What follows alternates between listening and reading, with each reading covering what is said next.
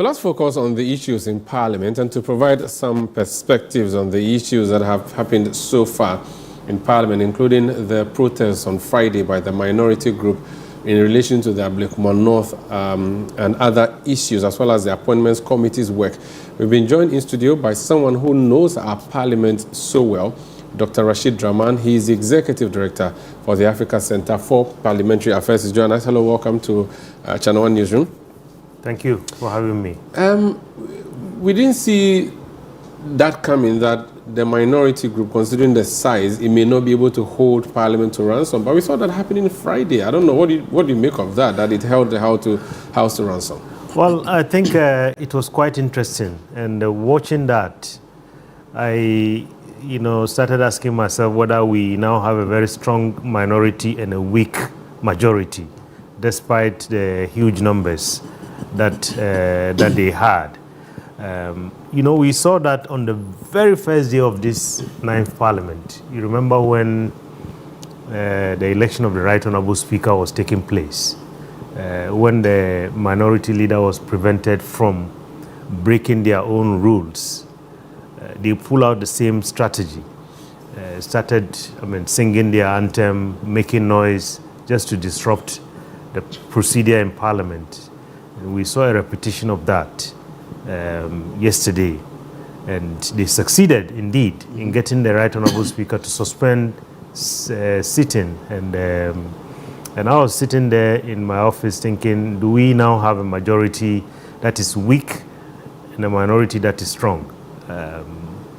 That was a question I was asking myself. Another question maybe you could want to ask also is, or you have a majority that wants to be tolerant and accommodating. Could that also be an option? Perhaps that might be an option, especially because also I believe that was the first baptism for Honorable Mahama Ayarga, just having assumed his position the day before, and now he was faced with this.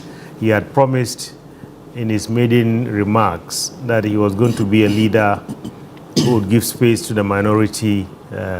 He wasn't going to be somebody who was going to emasculate the minority and so on. So perhaps we saw that in display. How long that can go, how much elasticity there is in his level of tolerance. I think that's only time that would tell us. But Umar, one thing that worried me yesterday when I was watching that was, what happened for 4 years when some of us said our Parliament was not properly constituted, because there were some of our compatriots who were not represented in the House. And for 4 years, we didn't see the NDC. And in fact, they were very well positioned because they could hold government business to ransom in the 8th Parliament than the NDC, MPP can do in this 9th Parliament. But we didn't see any of that. Was that a weak strategy? Was that bad on their part that they didn't speak for the same issue that is being spoken by the MPP?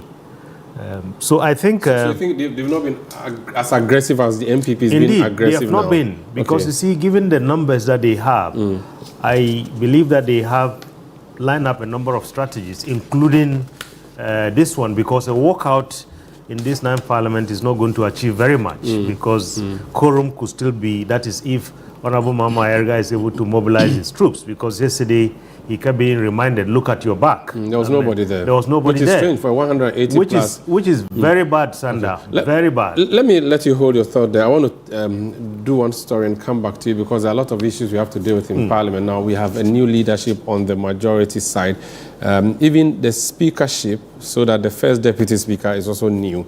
How he has been handling the Appointments Committee, which he is by the standing orders enjoined to chair.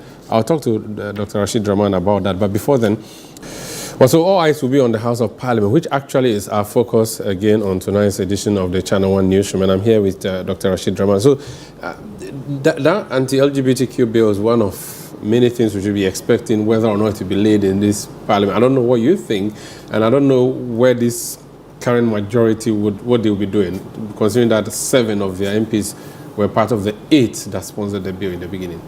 Well, I mean, one would expect. Of course, it died with the 8th Parliament, as, I mean, have all the bills that were before the House, I mean, before the dissolution. I don't know whether anything has changed. Now that some of them are in government, especially some of the lead sponsors, Honorable Sam George and the rest, now they are part of the executive. I don't know what they are going to be seeing, whether they will see something different from what they were seeing when they were in the minority, because when you are not in government, I think I mean, your rhetoric is completely different from when you are in government. And many have also said that right now it looks like the position of His Excellency the President is beginning to change, because he said I will sign the bill, and now I think we are hearing a lot of things that are different. So it remains to be seen, but one would expect that if that was the opposition in the 8th Parliament, the Speaker was also strongly for it,